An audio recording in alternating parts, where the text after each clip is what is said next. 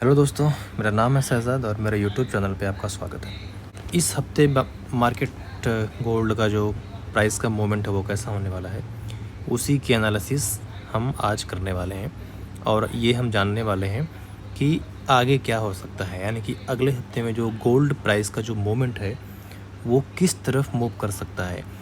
जैसा कि मैंने पिछले हफ्ते में आपके सामने एक एनालिसिस किया था कि मार्केट ये जो सपोर्ट लेवल आपके सामने है 2287.683 का लेवल, यह एक स्ट्रॉन्ग सपोर्ट के रूप में काम करेगा।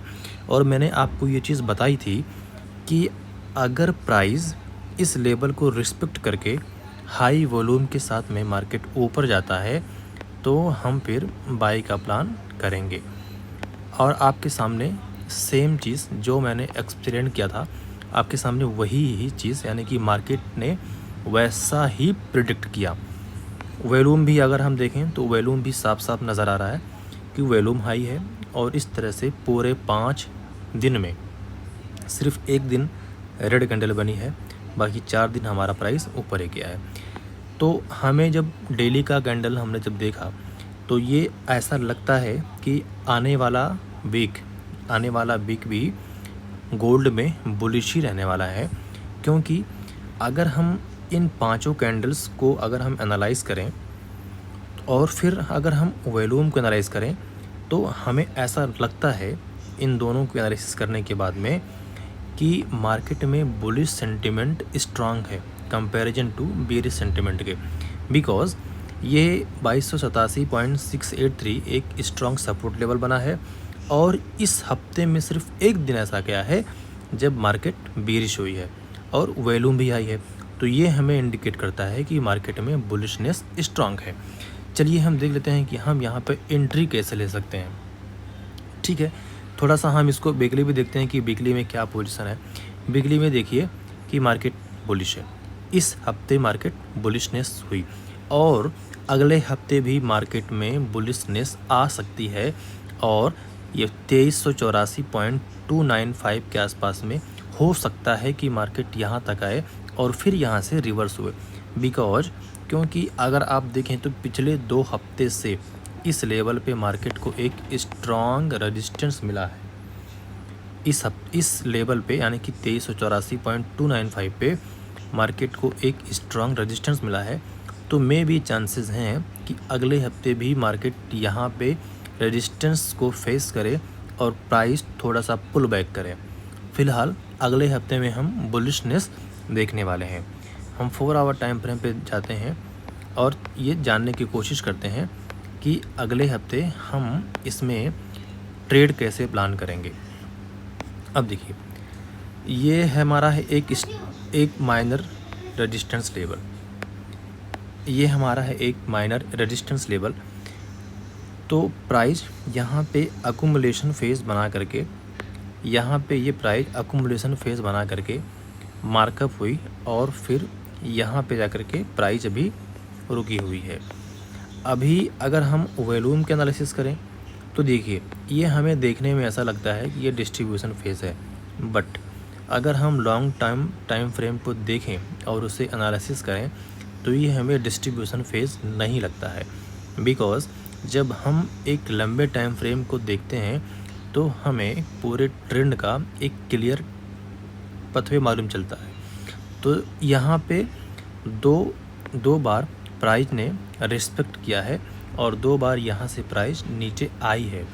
तो मे भी चांसेस हैं कि इस बार भी इस लेवल को प्राइस रिस्पेक्ट करे और नीचे आ जाए।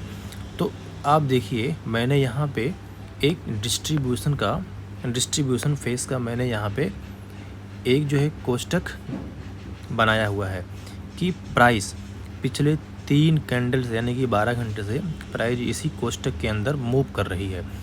या अब इसे हम अकुमुलेशन फेज़ तो नहीं कह सकते, बिकॉज अकुमुलेशन फेज़ से ऊपर होकर के मार्केट डिस्ट्रीब्यूशन फेज़ में आई है। तो यहाँ पे हम ये चेक करने की कोशिश करेंगे कि क्या प्राइस में स्ट्रॉन्गनेस है या फिर वीकनेस है।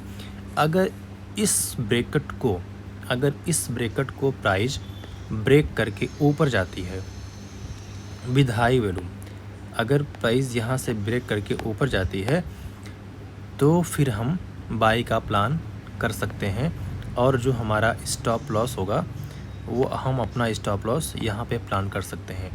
बट अगर प्राइस इस ब्रेकेट को तोड़ करके नीचे आती है, अगर प्राइस इस ब्रेकेट को तोड़ करके नीचे आती है तो फिर हम शेयर का प्लान कर सकते हैं। बट सेल का प्लान हम नहीं करेंगे बिकॉज मार्केट कम्प्लीटली बुलिश है। बट बाय द वे अगर ऐसा हुआ तो हम यहाँ से एक शॉर्ट ट्रेड का प्लान कर सकते हैं। उसके लिए हमें कंफर्मेशन ये लेना होगा कि प्राइस कैसा भी करके इस ब्रेकेट को तोड़े, जो कि एक डिस्ट्रीब्यूशन फेज भी हो सकता है, अक्यूमुलेशन फेज तो नहीं हो सकता बट डिस्ट्रीब्यूशन फेज हो सकता है। जब तक प्राइस इस कोष्ठक को तोड़ के विद हाई वॉल्यूम के साथ में आगे नहीं बढ़ती है तब तक हम ट्रेड प्लान नहीं कर सकते।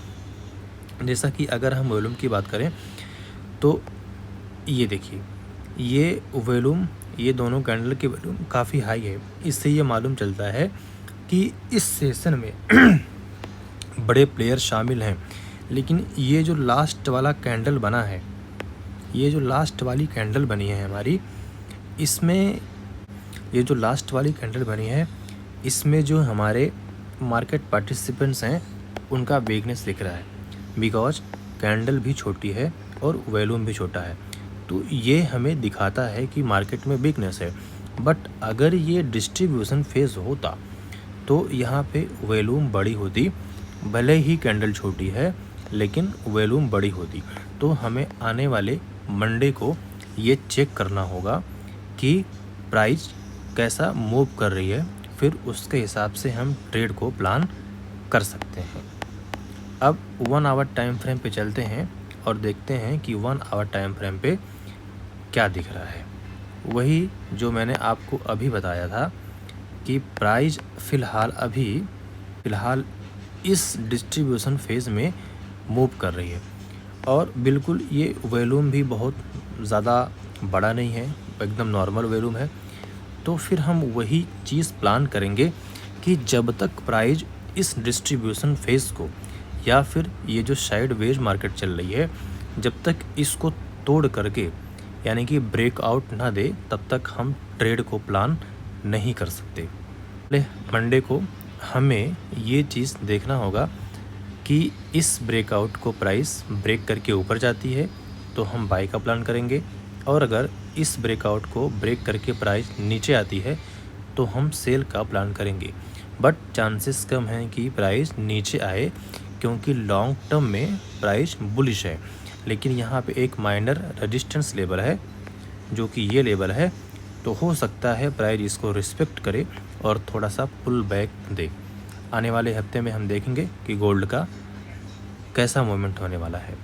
चैनल को सब्सक्राइब करें, शेयर करें और लाइक करें। Thank you.